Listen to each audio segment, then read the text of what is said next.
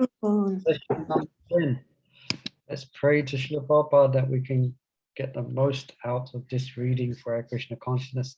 Namo Om Vishnu Vadaya Krishna Mustaya Bhutale Shrimati Bhakti Vedanta Swamti Namane Namaste Sarasati Devi Gaudavani Pachaline Nevasisha Sunyavadi Pashtatara Satarane Jai Sri Krishna Chaitanya Prabhu Nityananda Shri Advaita Gadadhar Shiva Sadi Gaura Bhaktavinda Hare Krishna Krishna Krishna Hare Hare Hare Ram Ram Ram Hare Hare. So welcome everyone. We have welcome Mother Sachari, Monica, Mother Chandravali, just looking at here, Mother Kishore, Gauri Gita, Jamavati, Mother Ladini, I presume, and Mother Gaya. Hare Krishna. Thank you for joining us.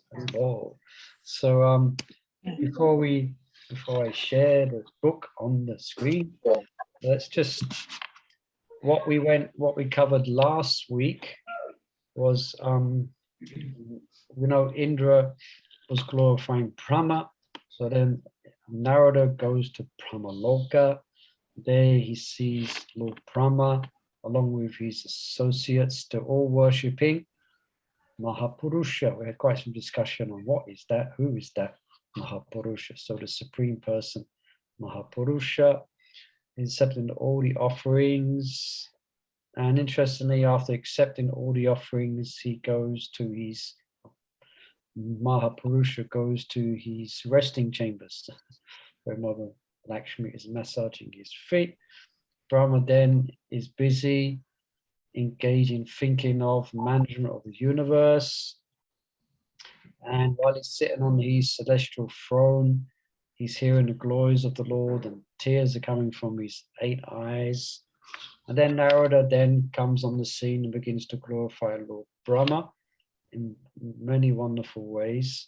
Then Brahma becomes disturbed and he covers his, 8 ears. And he says, I am just a servant. I am just a servant. He doesn't like to hear this glorification. He says, I am always deluded. Then he says he begins to counteract all the glorification that Narada gives him. That I'm completely deluded. I actually think I am the creator of this universe. I think I'm the spiritual master. Yeah. And I'm always overwhelmed. I've got so many duties. Yeah. So that's where we left off last week. And now we pick it up. And so far, we've heard about good to each week of each personality, so we can try and memorize it. There's not many so far. So first was the Brahman at the Triveni Sangam. Prayag pharmacy or the Prayag Brahmana. Yes. Then next was the South Indian Southern King. His whole Southern King. Then the Southern King directs him to Indra, as we mentioned, Divya.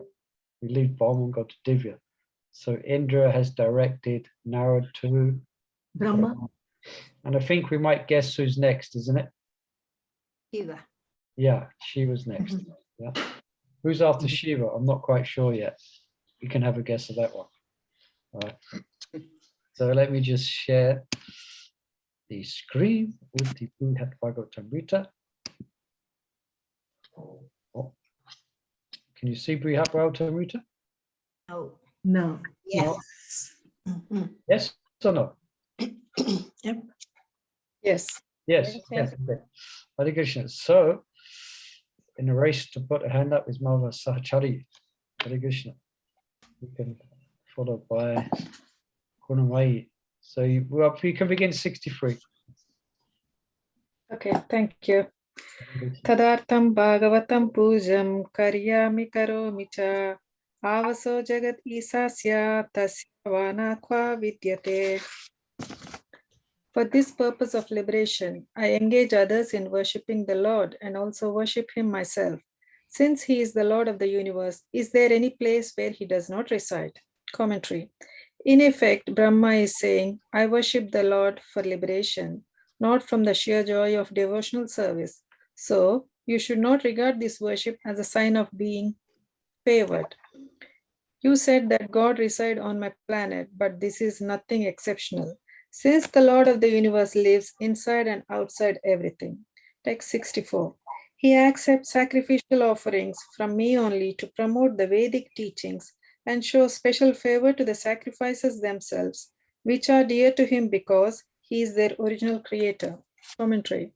The Vedic sacrifices are dear to the Supreme Lord because they benefit all living beings, engaging them indirectly in his service. The Lord, after all, is forever eager to have the wayward souls come back to him. In Brahma's opinion, the Lord reciprocates with him because of the Lord's concern for the welfare of the universe, not because he is particularly interested in Brahma or the other sacrifices. Brahma thus expresses the limited thoughts of ritualistic religion, placing God at a formal distance and ignoring the Lord's constant compassion for every living being.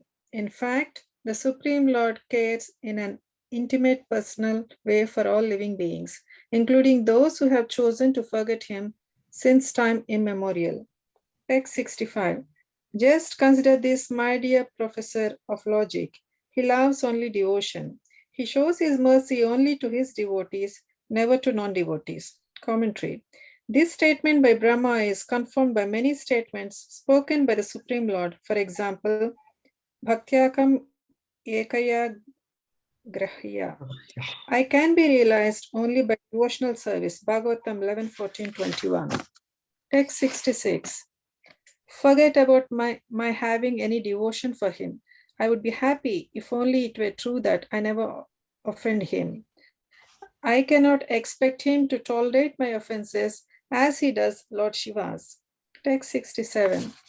With benedictions obtained from me, the wicked Hiranyakashipu became the tormentor of all the worlds, dedicated to violence against Vaishnavas. Text 68 and 69. After the Lord in his form as Narshingadev destroyed Hiranyakashipu, I and my entourage stood fearful at a distance, trying to praise the Lord with skillful prayers.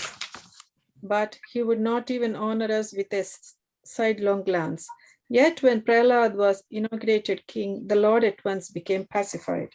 Text 70. Then I slowly approached him, and he angrily ordered me, "You should not give such benedictions to demons, O lotus-born." Text 71. Nonetheless, I kept on giving benedictions to wicked demons like Ravana, whose tongue can even mention the sins Ravana has done. Commentary. In text 68, 67 through 78, Brahma elaborates on the offenses against the Lord for which he considers himself responsible. Having mentioned the killing of Hiranyakashipu, Brahma goes on to tell of Lord Nrsimha's dissatisfaction at Brahma's mistakes. The promise of invincibility Brahma gave Hiranyakashipu resulted in offenses to the Lord's pure devotee. The Lord takes such offenses more seriously than offenses directly against himself. After Lord Narsingha killed Hiranyakashipu, Brahma and other demigods tried to pacify the Lord. They thought they might deserve the Lord's kind glance and perhaps blessings expressed by the touch of his feet on their heads. But for some time, Lord Narsingha remained so furious that he would not even recognize the demigod standing before him. Thus, he expressed his displeasure, and Brahma finally got the courage to approach him. The Lord also expressed displeasure by his words. Finally, only by the prayers of Prahlad was Lord Narsinghadev calmed. Seeing this, Brahma thought, now that he is pacified, he will be ready to respond gracefully to my prayers. Lord Nrsimha, however, was still annoyed enough to rebuke Brahma. His original words are recorded in Srimad Bhagavatam 7:10-30. My dear Lord Brahma, O great Lord born from the lotus, just as it is dangerous to feed milk to a snake, so it is dangerous to give benedictions to demons who are by nature ferocious and jealous. I warn you not to give such benedictions to any demon again.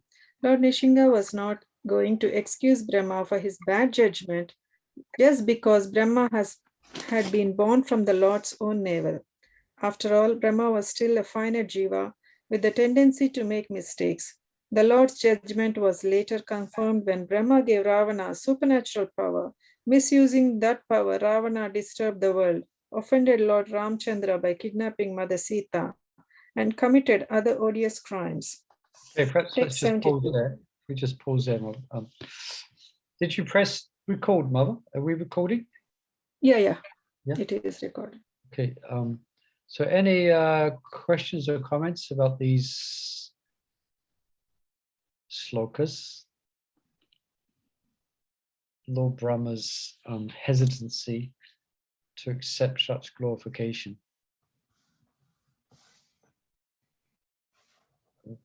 Could we say he's justified in that he has made some quite grave mistakes, Yeah. quite grave mistakes. So he's feeling that he's not. Some retract. Yeah, he's feeling he's feeling unworthy. Yeah. Because actually, interesting why he did that. Why did he give benedictions to? Why did he make Hiranyakasipu more or less, from the material point of view, immortal, but not immortal in comparison to the Lord? The benedictions that he gave Hiranyakasipu were extraordinarily fantastic from the material perspective. His body was like molten gold. He was shining like molten gold. Prabhu, wasn't he obliged to give it because of the Yeah. sacrifice? That's the question we're asking. Why? We're saying he's obliged, but wouldn't Because he he was be pleased obliged? with, because he was pleased with all the tapasya he did. I'm not Yeah, sure. but Prabhu, considering who he was, he must have known who he is or who he was. So he knew he was taking a chance. But again, perhaps as said, he was obliged. Yeah, He but made isn't a mistake. can Sorry? I say something? all by the arrangement of Krishna? Yeah. Because he Yeah, I wanted guess we can always fall back on that. Ultimately, it was arranged by Krishna. That's the only conclusion we can actually come to, because it was definitely a grave mistake. If we consider Krishna's purpose was sorry, to be like Krishna had a purpose, Yeah. like with Hiranyakashipu to it's all, I mean, it's tangled up in the pastime. yeah, I think you're right. Yeah, The three times the becoming demons. Otherwise, many long time they have to wait to go back home, back to Godhead. yeah. Is it with in connection to Jai Vijay? They are born and that Leela has to happen? Yeah, you all learned scholars, you all know these things. Yes, yes. yeah. The Lila. But still, it's interesting how Brahma was chosen to cause. The mistake. Yeah, he was chosen, or he was used. You could say, all right, instrumental. But still, he was used to create such a demon, which he tried to. And he put Prahlad in many difficult situations. It wasn't as if he wasn't. In other words, he wasn't. And okay, I'm trying to say, no, he could not kill his son, but he tried pretty damn well to kill him, and he wasn't stopped doing that. It's not like the Lord stopped him putting Prahlad, his son, in a vat of oil. No, he did it. Because Lord wants him to be glorified. That's the Yeah, reason. that's what. It's good. I'm trying to bring this out. Yeah, it's good. Yeah. And also there's chapter in the Srimad Bhagavatam, Hiranyakasipu terrorizes the universe. So he was, as you say, he was the original terrorist. And he caused so much suffering for the Brahmanas. So many people suffered under his hands before the Lord came. But all the Lord's... I think like Brahma must have felt obliged to give these benedictions because of the Hiranyakashipu's austerities were like so incredibly advanced, and that it Yeah. had to be a Yeah, spectacular- that's the, you could say that's the fault of being a demigod. Demigods is an administrative post. So just like a shopkeeper, you know, someone comes in with the right money, like say if someone owns a wine bar and someone comes in there and they're obviously, by the look of their face and their presence, they're obviously alcoholic. But the person behind the counter won't hesitate to sell them wine if they have the money. So that's like the demigods. They're obliged. Yeah, they're obliged. They're just doing their duties. You know, someone's committed or doing so many austerities and it's causing upheaval to the other demigods. Yeah. So anyway, so in this way, Lord Brahma is considering himself unworthy of such glorification. Yeah. And also, like, Yeah. this Brahma feeling unworthy, is that like, you know, Vaishnavas, they never accept praise, and they always very artfully, and they're very good at like deflecting praise away from them. Yeah, that's nicely observed. I mean, that is going to be the repeating theme that that we have seen, and that's what we're going to see. It's the nature of the humility of Vaishnavas. But still, it's interesting that objectively, what Brahma is saying is actually correct. He's been quite, you see, he's been compromised in many ways. So therefore, he's, in that sense, objectively speaking, he is speaking out of natural Vaishnava humility, but at the same time, he did do what he did. Of course, we've concluded by the arrangement of the Lord, for the Lords to facilitate the Lord's pastimes. But that's not what, as far as Lord Brahma is just seeing, he's just feeling contrite, he's feeling bad. And of natural humility as well. So it's interesting trying to think now. Let's try and do the next personality is going to be Lord Shiva. So perhaps we can think ahead before we will get there in a few verses. Think ahead of the glories of Lord Shiva and how Narada is going to glorify him, and how is he going to, and what way is Lord Shiva going to discredit that glorification? We might bring up where he gets bewildered by Mohini Murti. What else? Lord Shiva, yeah. Anyway, he gave a benediction to Bhasmasur. Anybody, he put his hand on the head, the person will burn to ashes. Yeah, yeah. And his associates are often not exactly very sattvic in their disposition. So let's carry on reading then. So Mother Kunamai, you'd like to continue? I was scrolling around a bit. I hope I got back to the verse we were on. Text 72. Okay, great. Text 72. Remember the offenses committed against the Lord by Indra and other demigods I appointed. The excessive pride of those demigods constantly perverts their discrimination. Text 73. Indra sent rain to retaliate for the Govardhan sacrifice, sometimes fought against the Lord and committed other offenses.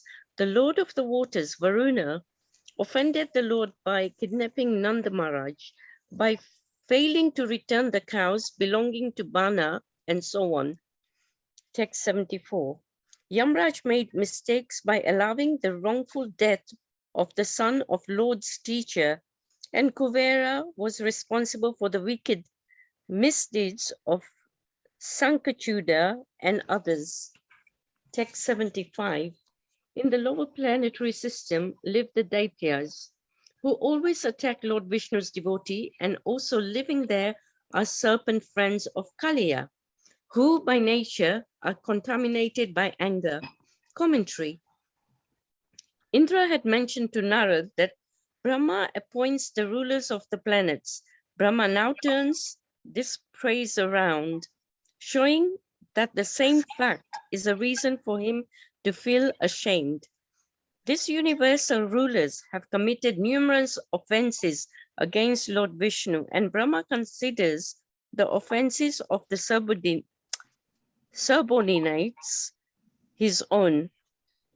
Narada is familiar with these incidents, but Brahma is asking him to remember them for a moment.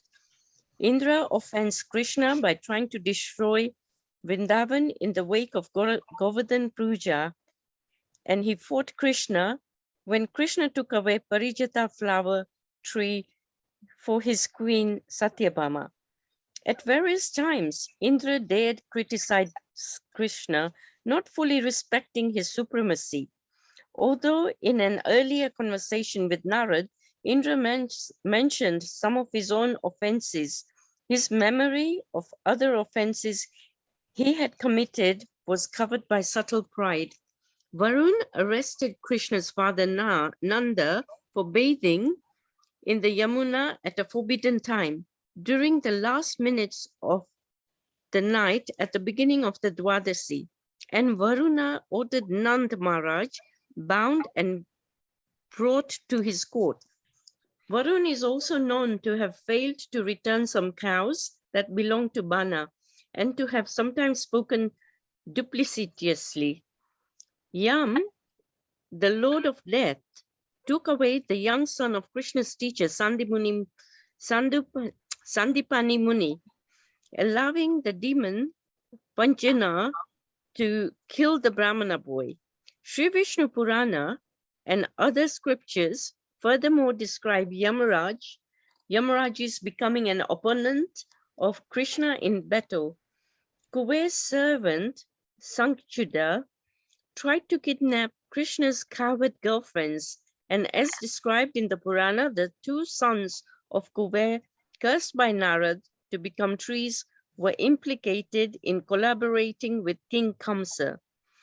Besides the demigods, Indra, Varun, Yam, Kuber, who are the superintendents of the four principal directions, many minor demigods are also guilty of offenses against Krishna, and the subterranean serpents come in for blame simply because they are blood relatives of Kaliya. Text 76. And recently by magic, I stole the cows and young friends. The Lord was watching after in Vrindavan. I took them all away while the boys were having lunch. Commentary. In Brahma's opinion, this last offense, his own, was worse than all the transgressions committed by other demigods. While Krishna was enjoying lunch with his friends in the sacred forest of Vrindavan, Brahma disturbed him by stealing the cows and the boys Krishna was personally protecting. Resorting to mystic power, Brahma removed them from Krishna's presence and hid them in a cave. Text 77. I then saw some most amazing wonders and became frightened. Offering prayers and bowing down to the Lord, I thought, I'm so arrogant. But now, in his pastime as a coward boy, he has tricked me. Commentary. Krishna arranged for Brahma to see that he had continued playing with the boys and the calves for a whole year, even after Brahma had supposedly kidnapped them. Brahma saw each of the boys and calves assume the spiritual form of the personality of Godhead, each holding within himself all the universes. Suddenly, realizing the seriousness of his offense, Brahma became afraid. He thought himself arrogant because he had now dared approach with prayers and obeisances the Lord he had repeatedly offended. Brahma focused his mind on Lord Krishna, standing before him as a small covered boy holding a handful of chipped rice and yogurt from someone else's plate. And Brahma was astounded. The Lord had defeated him, and now the Lord was not even responding to his prayers. Text 78. simply by the spontaneous glance of favor upon me from his lotus face. I became joyful. I realized how fortunate I was to have visited the land of Raj, which is so dear to him. Commentary. Narad might wonder how everything seemed all right with Brahma so soon after Brahma's blunder and embarrassment. How was he now sitting happily in his own abode? One answer Brahma gives here is that he at once felt the purpose of his life fulfilled just by seeing the Lord's ever smiling face. And he had also received the rare opportunity to stay a short time in Vraj Dham. Vraj is the most sacred land, and Krishna is the only shelter of its residents. Thus, Brahma felt that after having mistreated the cows and the covered boys at Vraj, it was best for him to leave quickly and go back to Brahmalok. Text 79, fearing I would commit more offenses if I stayed there too long, I then went away. What else need I tell you about my ill fortune? Commentary. Vrajbhumi is a place of the Supreme Lord's intimate dealings with his dearmost devotees. Materialistic persons should not stay there longer than a few days, long enough to gain transcendental benefit from contact with the holy Dham, but not long enough to become offensive towards the Dham and its residents. Brahma, thinking himself one of the ordinary conditioned souls, had returned quickly to his own place. Now he had nothing more to say about his own shortcomings, since he felt he had adequately refuted each point of Narad's praise. Text 80. In fact, in this universe, I see no object of Lord Vishnu's mercy equal to Mahadev Shiv. He is famous as the dear friend of the Lord. Commentary. Other than Lord Shiv, everyone in every part of the universe, upper, middle, lower, is imperfect. Although certain persons like Prahlad will be described later in this book as great devotees of Krishna than Lord Shiva, strictly speaking, they are not residents of the material world. Because the character of a devotee like Prahlad is untouched by material contamination, anywhere he resides is spiritual. Thus, Lord Brahma is not speaking inconsistently. Because Brahma and Shiv are both guna avatars, the Supreme Lord deals with them similarly. Brahma can understand Lord Krishna's mercy on Lord Shiva because it resembles something within his own experience. But the exceptional mercy obtained by a person much greater than himself is beyond Brahma's ability to understand. Only things in some way similar can be meaningfully compared as greater and lesser. For example, the weight of a blade of grass is so extremely different from that of a mountain that one cannot sensibly compare them. Thus, when Goddess Ganga, as we are told in the Sri Hari Vams, declares the ocean more fortunate than herself, she does not compare herself with Brahma, who is much more fortunate still. In the same way, Brahma here compares himself with Lord Shiva and not with even greater Vaishnavas like Prahlad. What to speak of the coward boys and other inhabitants of Raj? Okay, let's go pause there. Can have Thank you. Any observations, comments on this? Well, now we're going to Lord Shiva. So this is why we don't stay very long in Vrindavan. Before, when we used to go, we never used to stay more than 3 days in Vrindavan. Yeah, that is the recommendation, I think, as far as I understand, that Srila Prabhupada gave, because there might be danger of committing offenses. It doesn't mean devotees don't live there, because there are devotees that do live in Raj and they live their whole lives in Raj. But that just, Prabhupada did say that, yeah, but it's not an absolute, it's not like it's against the law to stay there more than 3 days. It just means we should be careful. We should understand it's such a sacred place that we should treat it with awe and reverence. Also interesting, it's the place of the Lord's pastimes, which is the place of sweetness, but we're approaching it as such a sacred place. You know, it's not a place, it's not like we shouldn't be in the mentality of going on holiday to Vrindavan and chilling out and laying back, you know. No, we go there with a serious mood, you know, with this, not serious in the sense that we're always, you know, not smiling, but, you know, we have a serious mission to go there. That's to hear from devotees, to chant the holy name, to do parikrams, to get purified. You know, it's not like going to Spain or Portugal. It shouldn't be the mentality. Or going shopping at Lloyd's Bazaar. At Lloyd Bazaar.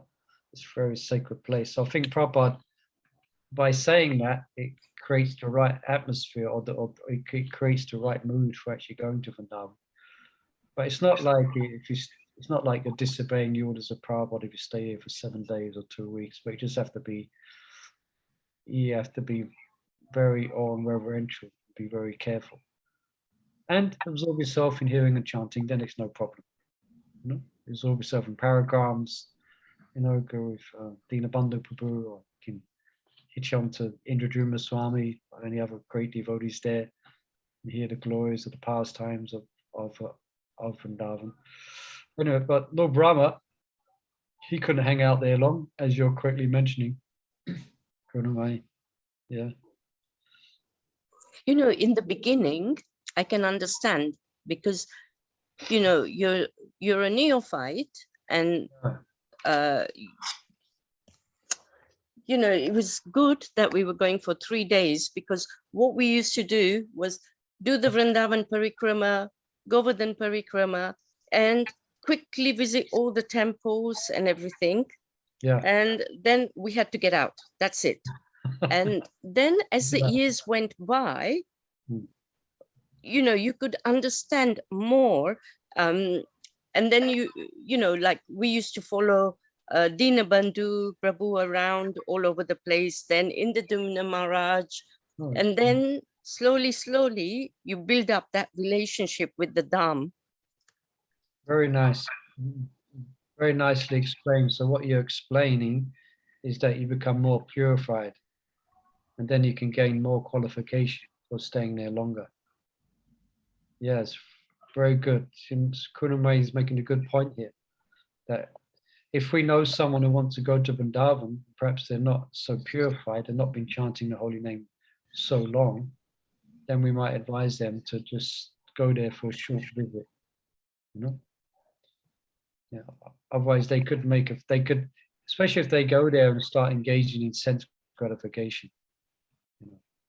Yeah, so very good experience. Thank you for sharing that, Kunamai. So probably Krishnadas Maharaj was taking you to Raj, or did he instruct you that way? Yeah, he did. Yeah, so training his disciples, you know, to have a very nice mood towards Vrindavan. And so it's different. It's interesting. I know many of you have been to Vrindavan. Then we have Mayapur as well. There's quite a distinct difference in the mood between Vrindavan and Mayapur. See some devotees nodding their heads. Yes, yes. My spiritual master mentions, he described it as Vrindavan is a hard nut to crack. It's hard nut to crack. It's not so, because it's more, devotees are more serious there. It's more, in one sense, it's more austere. But Mayapur is a completely different mood. It's the mood of Gauranga. It's not exactly the mood of enjoyment, but what's the mood of Gauranga? It's all Daira, which is magnificence. Magnificence. Yeah. And that mood is quite prevalent in Mayapur. It's like a festive, big festival, you know, Gauranga Mahaprabhu. All Daira. Mayapur, for me, is chanting and dancing in the evening. Yeah, that's 7, well, at the Aarti there, 7 Aarti. It's just, you know, the hall is full of people and they're all dancing around. It's just amazing experience. It's one of the best experiences. Yeah, especially. And you know, like there's enough space there. And now, obviously, with the new temple there, it's even more bigger. Yeah. You heard that description, that I think it's in the Navadvip Mahatmya, that Mayapur in Kali Yuga becomes bigger, grander, grows, but Vrindavan becomes more hidden, becomes more like a hidden jewel, you know? Yeah, anybody else would like to share their experience with the differences between Mayapur and Vrindavan? I think in Vrindavan, you're kind of more serious. You go for really your spiritual up. Yeah. You know, you kind of really focused, you know, Mangalatri classes, parikrams, chanting extra, reading extra. Yeah, Mayapur a bit different. You might have pizzas in Mayapur. Mayapur kind of a bit of enjoyment there, you know. What you would say, enjoyment in a material way, or no. Spiritual. But then it's just, yeah, it's interesting because, but still, it may be it's a little bit more relaxed there. Yeah, it's relaxed. Vrindavan is just your mood is just got to be serious with everything, you know. Yeah, it's more actually because Vrindavan is a place where many Vaishnavas go to die. So bluntly, they go to leave the world. So it has that heaviness about it, but at the same time, very sacredness about it. You know, sacred heaviness and seriousness about it. Yeah, so you have to, yeah, as Kunamai was mentioned at the beginning, be a bit careful in my point too. But if you're more purified, as she nicely explained, then you can stay there. You can live there. I'm sure those who live there. Yes, ma'am. Yeah. Sorry, I was just saying Mayapur seems like a big, you know, when we've been, it's like a big festival. Everyone's like dancing and everyone's happy. There's so many people. So you're all kind of gathered in that one. It's like a city within a city. So it's yeah, you know, like a fun in a spiritual way. Yeah. So, we are supposed to enjoy our senses. Yes. But we're supposed to enjoy in connection with the Lord. So especially, that's what festivals are about, actually. Festivals as spiritual enjoyment for the Vaishnavas, you know. Yeah. And also, what was I going to say? Yeah. What was it? Yeah. Yeah, I know. I was going to say, I just forgot about my part. Yeah. Yes. Yeah. Okay, so we're all thinking now of going to Mayapur and Vrindavan. Can't wait. Yeah. Right, so Lord Brahma's been to Vrindavan. Yes. He made a bit of a mess of things. That's a quite amazing pastime, actually. It's interesting that to hear Lord Brahma receive the glance from Krishna, because I heard it described before that Indra, when he sent his torrential rains, the Samvartaka clouds, etc., to inundate, you know, the Govardhan Leela, then he came before the Lord with Sharabi, was it? No, with Ayaravata, I think. And the Lord actually, the Lord acknowledged his presence. The Lord acknowledged his prayers. But Brahma, he didn't do that. He was completely indifferent, except for this one glance we just read about. He was completely indifferent. And I forget the reason why. And anyone know the reason why these different reciprocation? Because Indra didn't just try to steal away the calves and the cowherd boys. He tried to kill everyone. I don't know. I'm sure most of you have seen that Krishna and Vrindavan cartoon. Yeah. Yeah. I always watch that every Govardhan Puja. I like to. It's such a wonderful, really nicely done. And he tried to kill them, but Indra came and he paid obeisances, and the Lord received his prayers and spoke to him, but he didn't do that to Lord Brahma. Do you think, was it Indra had kind of pride, you know? I mean, that's for me. Why are you taking it? Whereas with Brahma, he was like, is this Krishna? You know, he wanted to see. No, I think Go on, Brahma separated Krishna from his devotees, the cowherd boys. Yes. Yeah. Whereas Indra, he tried to kill them, but by doing in his service, Krishna lifted the whole, Girivar. And Krishna, for 7 days, all the devotees had Krishna's constant association, which gave them so much pleasure that Krishna was pleased. Well, at least he was more forgiving to Indra. Wow, thank you, Maharaj Kishore. That sounds very sweetly, perfectly correct. If you think about it, isn't it? You actually, they had a great festival of bliss underneath that golden hill. For 7 days, they got to associate intimately with Krishna. So perhaps Krishna was feeling abundant bliss. Well, he always is. So when Indra came before him, he was probably, he was reflecting on that. But Lord Brahma caused separation between him and his devotees for a year in earthly realm time. Yeah. Yes. Okay, nice. Shall we read some more verses? Raj Kishore Mavi, you'd like to continue reading? Number text 81. I think so, yes. Yeah. Lord Shiva is always intoxicated by the taste found at Sri Krishna's lotus feet. He therefore has no interest in any of the normal goals of life, even up to the rulership of the universe and the sense enjoyment such rulership provides. Text 82. As if ridiculing materialists like me, who was simply addicted to sense enjoyment, he goes around naked, wearing garlands of datura, arka, and bones, and smeared all over with ashes. Text 83. His matted locks scattered about, he moves around aimlessly like a madman, yet he is unable to conceal his glories. With joy, he carries on his head the Ganga born from the water that washed Krishna's lotus feet. When he dances, he destroys the universe. Commentary. Lord Shiva rejects with disdain the ambitions of religiosity, economic development, sense gratification, and liberation. He has no desire to be an independent controller and enjoyer. The satisfaction others derive from worldly pursuits and the achievements of supremacy does not attract him.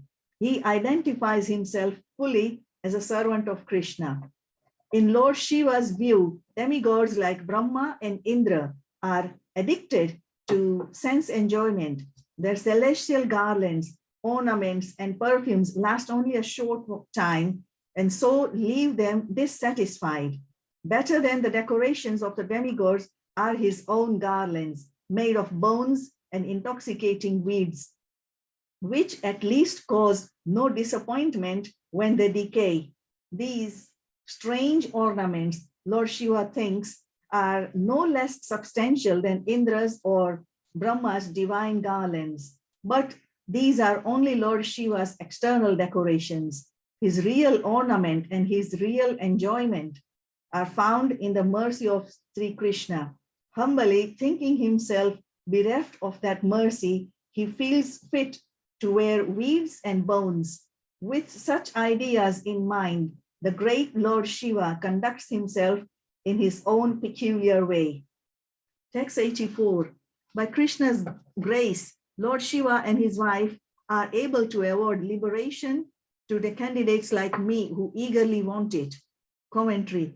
Principal demigods like Indra and Brahma enjoy high post of administration of the universe, but after carrying out extensive duties for many millions of years, they may tire of this burden. This liberation from material existence begins to look more and more attractive to them. In the midst of all the pomp and luxury of heavenly rulership, many demigods quietly harbor the desire for liberation. Here, Lord Brahma groups himself with lesser demigods, even though he is an empowered incarnation of the personality of Godhead.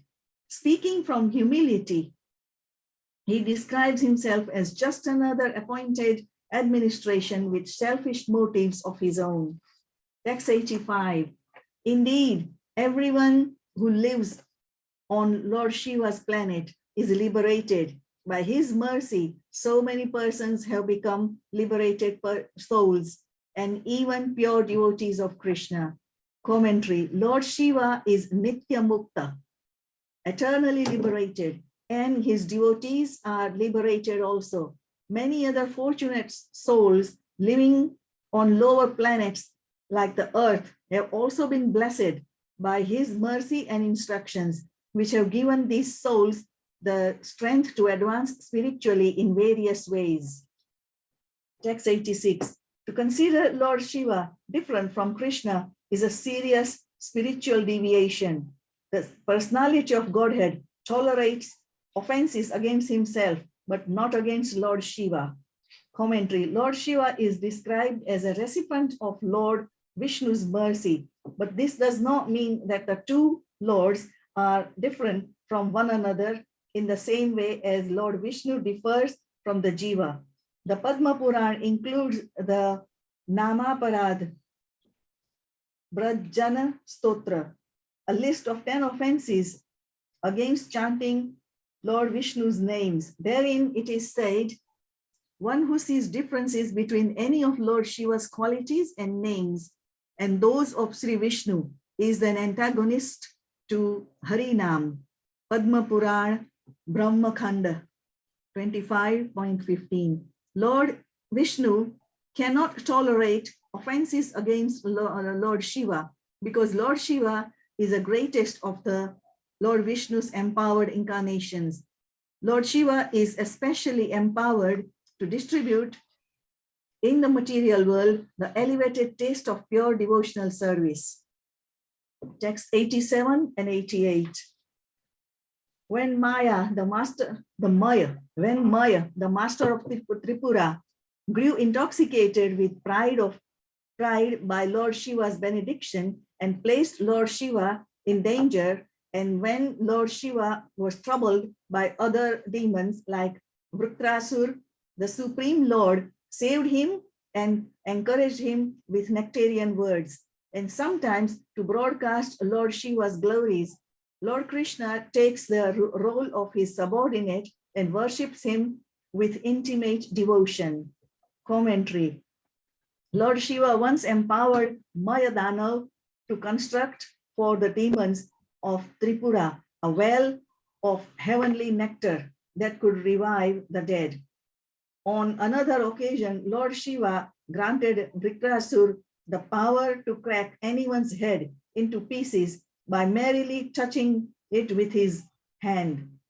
Lord Shiva also granted great strength and influence to demons like Ravana. Each of these demons became intoxicated with his acquired perfections and created trouble for Lord Shiva. Maya made it difficult to destroy Tripura. Vrika tried to test his power on Lord Shiva's head, compelling Lord Shiva to flee for his life. And Ravana moved Kailash mountain from its base. Each time, Lord Krishna came to save Lord Shiva. He drank up Mayadanav's well, beguiled Vrika into touching his own head. And as Sri Ramchandra killed Ravana with the bow and arrows. These famous episodes, briefly alluded to here, are elaborately described in various scriptures, including Srimad Bhagavatam. Brahma points out that although Lord Nrsimhadev has rebuked him, the Supreme Lord did not treat Lord Shiva's offenses in the same way. Instead, responding to Lord Shiva's remorse, the Lord generally tried to encourage him, saying, for example, about Vritrasura. Just see, O Mahadev, my Lord, how this wicked man has been killed by his own sinful reactions. Indeed, what living being can hope for a good fortune if he offends exalted saints? What to speak of offending the Lord and spiritual master of the universe? The Supreme Lord in his incarnation as Parshuram worships Lord Shiva in loving reciprocation by advertising Lord Shiva's greatness. Okay, perhaps if you pause there, Mother. I got lost track of time. I thought we were finishing at past. We don't. We finish at 7, isn't it? We started at 6. Anyway, Hare Krishna gives someone else that Monica can read next towards the end. But any wonderful, we're hearing about the glories of Lord Shiva now, isn't it? And he's definitely an interesting character. Well, that's well, he's more than just an interesting character. He's none other than the unadulterated great devotee, Lord Shiva. But how he decorates himself. Normally, bones is considered, especially in Vedic understanding, is to be the most unclean, isn't it? Mm. Yeah, bodies, especially to decorate yourself with bones. And it's interesting hearing about weeds, so intoxicating weeds. So I guess that's how might be one of the, how the Shaivites, those who worship Lord Shiva, some of them smoke ganja as part of their ritual of worship, which of course got taken on in a very negative way by Western hippies. But yeah, any comments on this? Or this one cannot be Sadashiv. This has to be Shankar or others. You know, Shiva has quite a few expansions. Yeah, you're correct. You probably might, perhaps you can tell us about this briefly, Mother Rajkishore. I don't know. I was actually asking. I know that there is Sadashiv who has one leg in the spiritual world and one leg on the material world, and he marries Durga.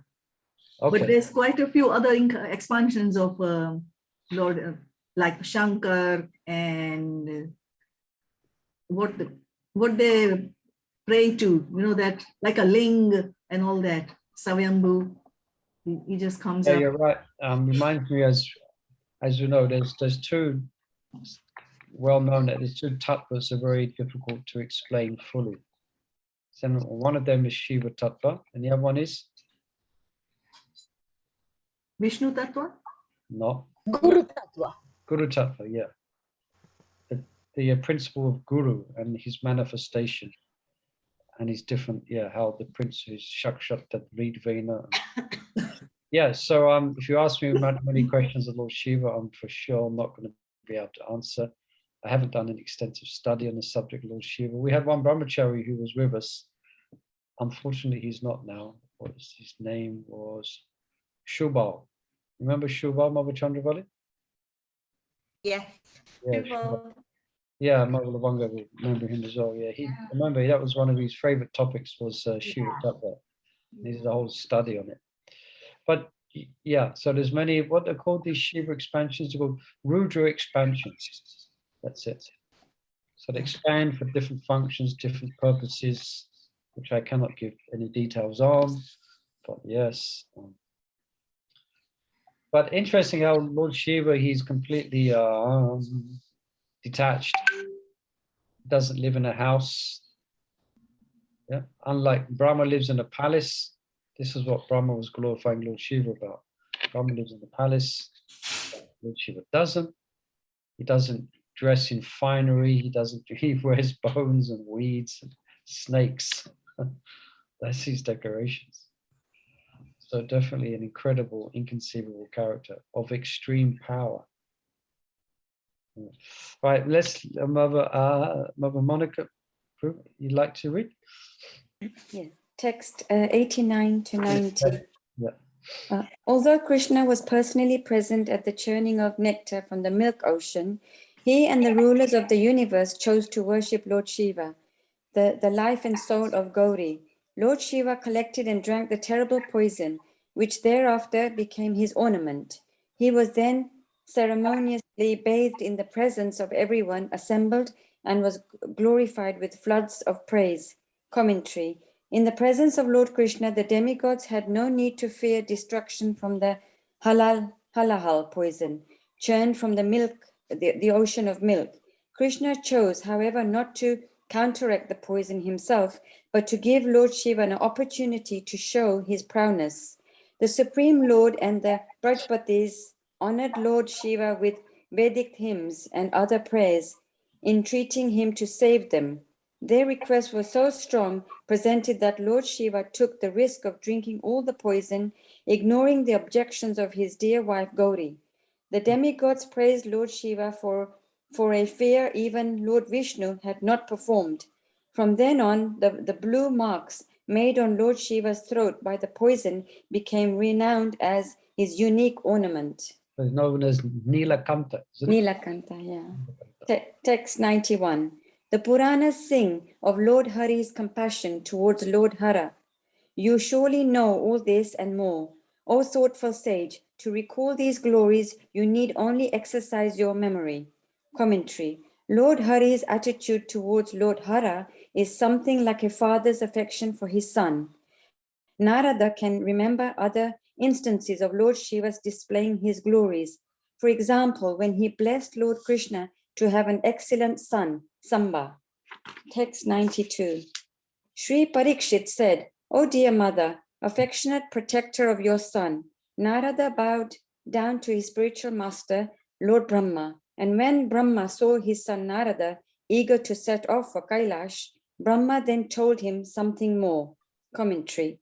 A father should be honored as a kind of spiritual master, all the more if he has given essential instructions in Krishna consciousness.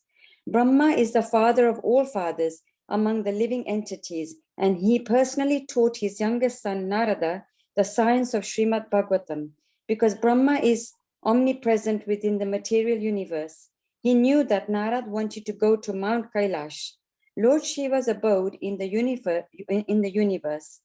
Noticing that Narada was glancing down from Brahmalok in the direction of Kailash, Brahma decided to suggest a better idea. Text 93. Sri Brahma said, Kovera once earned the gratitude of Lord Shiva by devotedly worshipping him.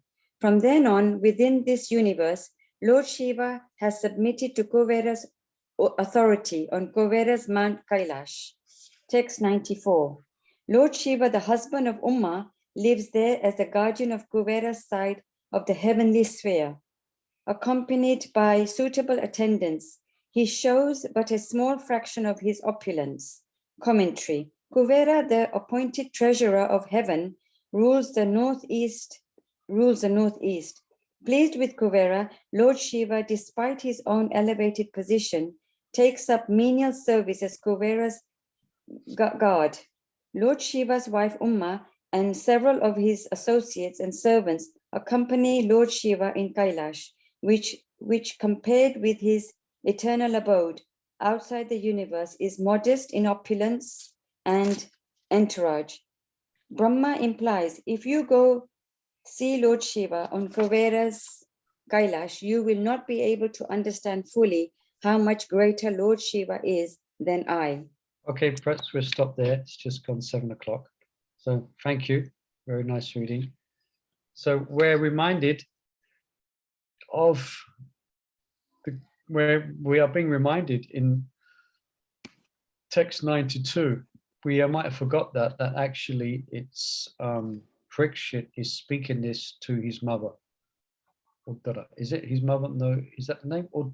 Uttara. Uttara. So there's a reminder of this. Do you remember when we first began reading? She comes to Parikshit before he's going to be set upon by Taksha. And she wants to know the essence of what he heard. So then he's speaking this very interesting scripture, events. All right. Any last comments? Otherwise, we can stop there for this week's reading, and look forward to next week's readings. Okay. So thank you everyone again for joining us. Thank you for giving us the opportunity to hear this wonderful Brihad Bhagavatamrita. Jai Shri Prabhupada ki Jai. Hare Thank Krishna. you. Hare Krishna. Jai.